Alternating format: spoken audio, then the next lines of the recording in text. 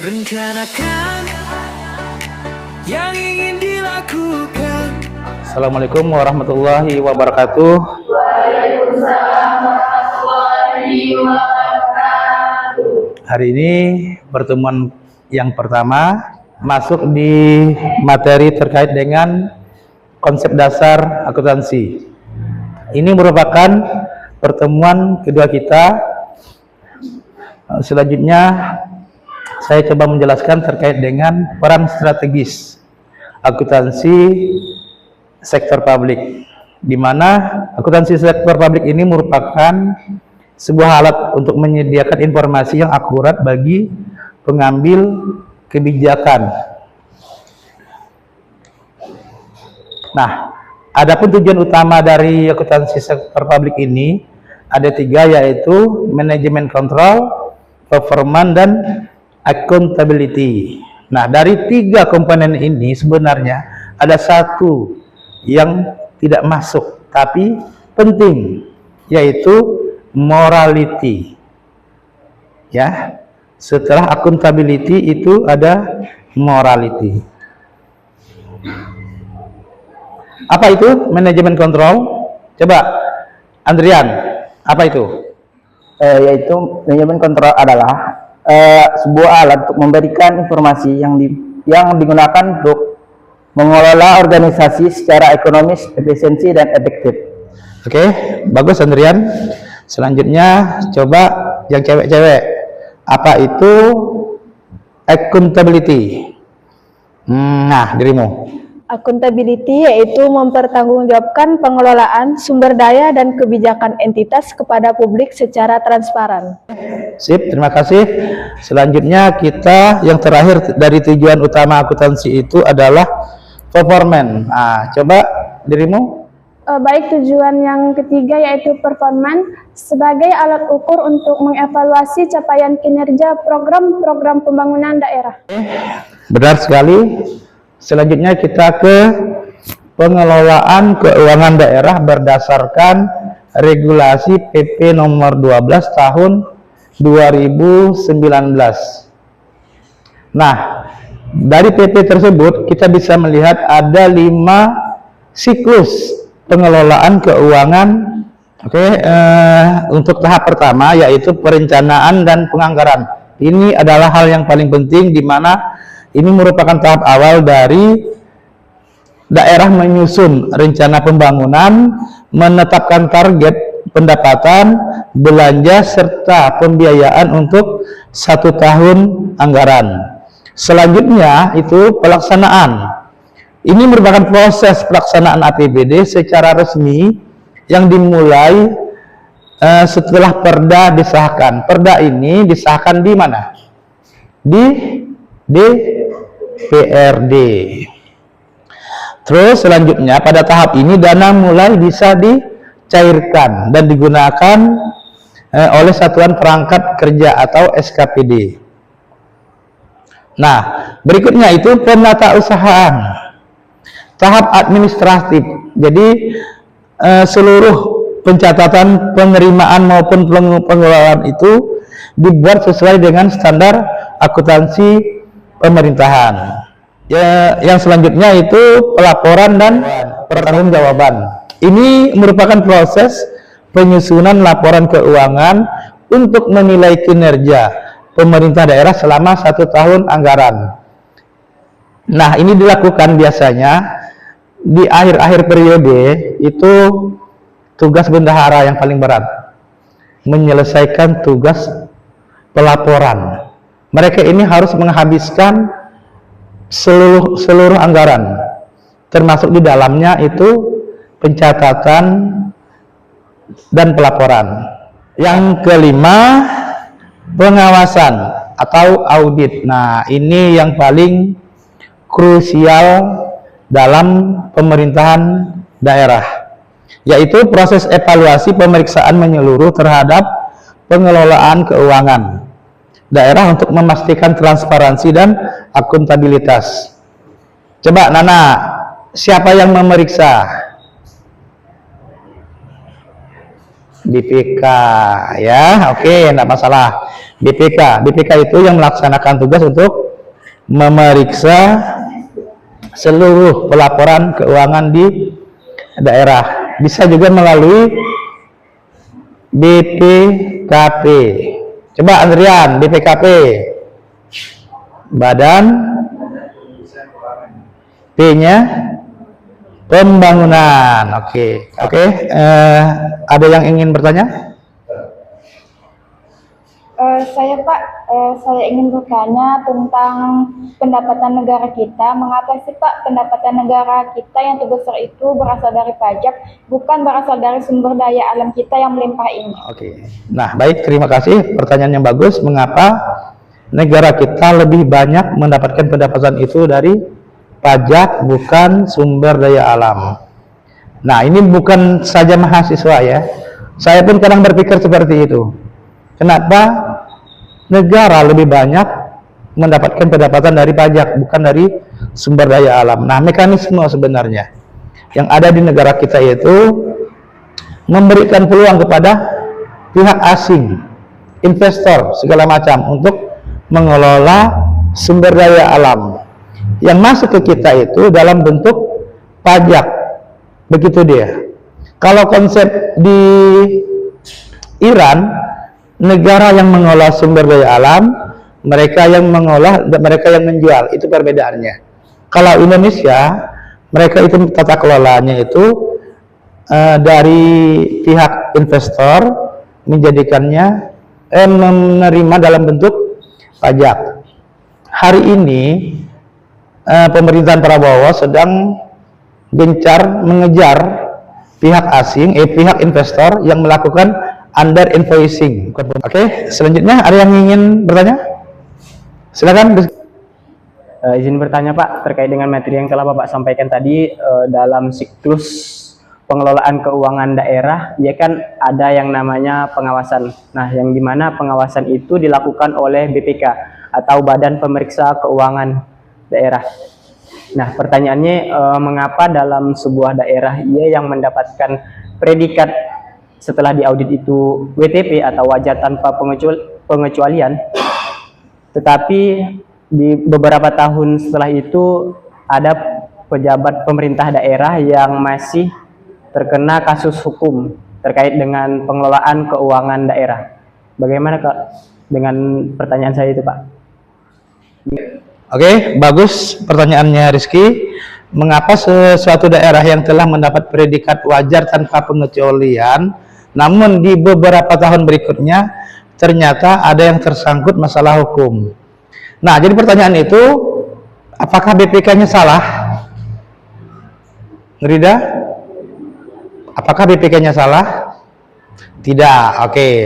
BPK itu bekerja sesuai aturan. Mereka hanya mengoreksi dokumen yang dibuat oleh pemerintah daerah. Ketika suatu saat ditemukan masalah hukum, itu terjadi ulah individu atau oknum dari seorang pejabat. BPK hanya melaksanakan tugas bagaimana mereka mengaudit. Mereka hanya berdasarkan dokumen yang disediakan. Nah, biasanya ini kan di beberapa tahun berikutnya itu ditemukan ternyata ada kesalahan mekanisme dalam pelaporan. Itu biasa terjadi di negara kita. Banyak contoh daerah-daerah atau pejabat-pejabat yang diamankan oleh KPK.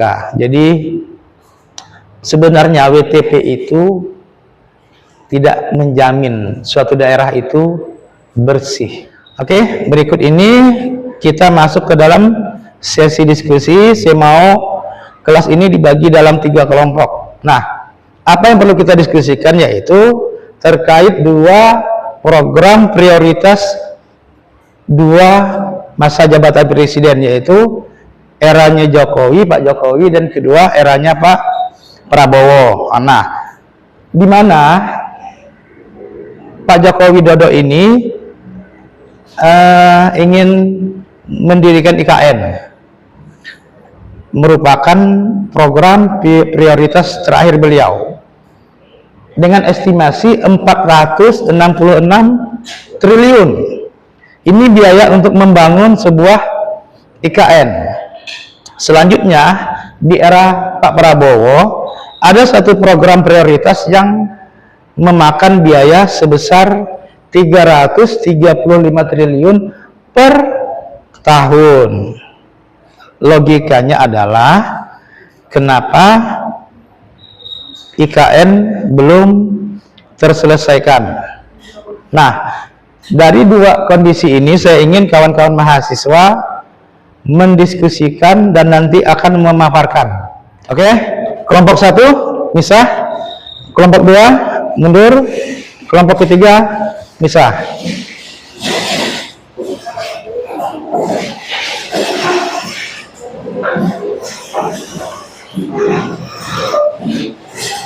Biarkan.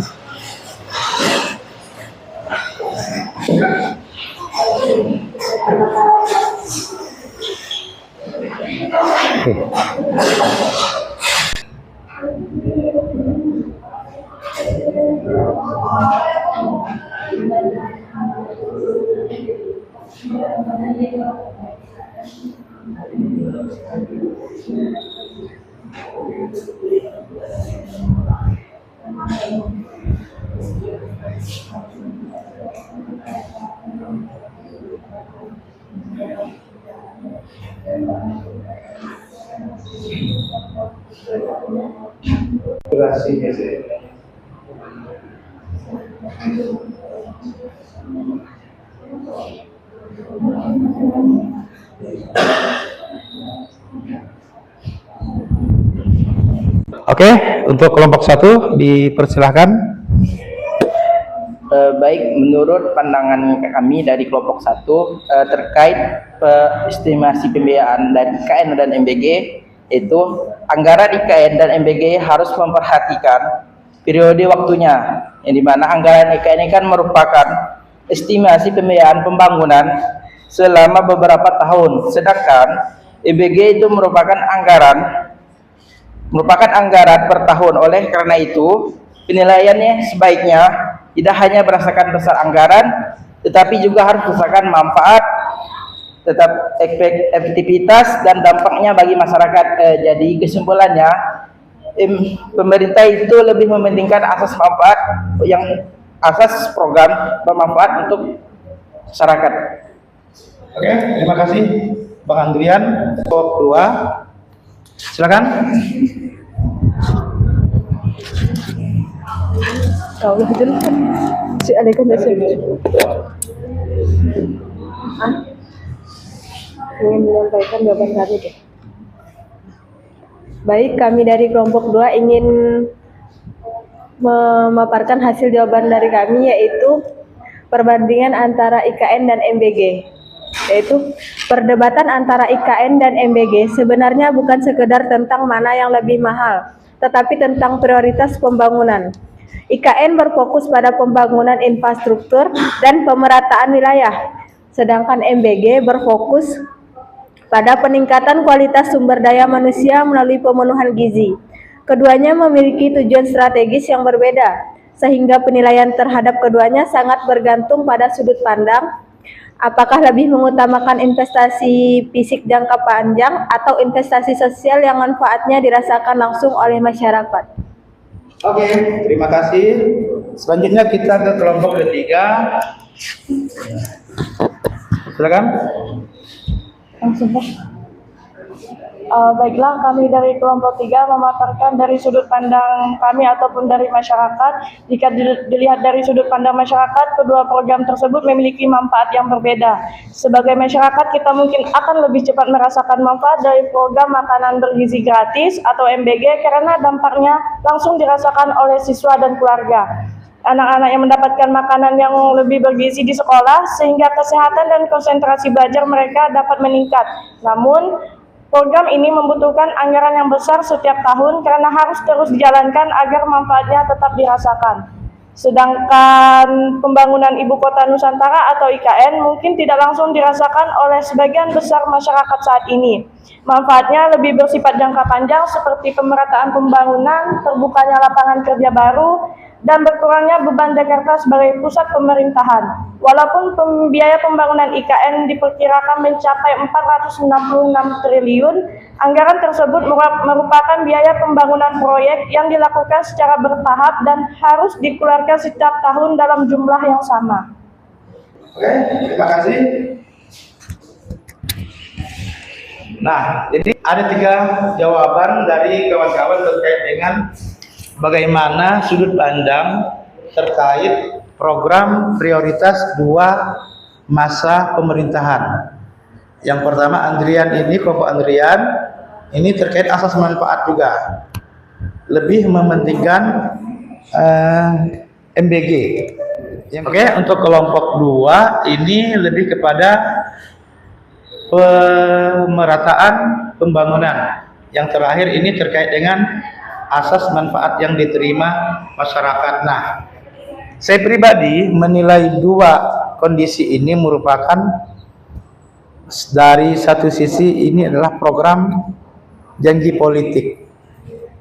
Janji politik, namun ketika peralihan pemerintahan tentu ada namanya konsekuensi politik. Untuk dilanjutkan atau tidak ini tergantung pemerintahannya. Jadi perdebatan, diskusi terkait 2 program prioritas ini memang masih menjadi diskusi umum masyarakat kita. Oke, untuk hari ini sekian materi dari saya.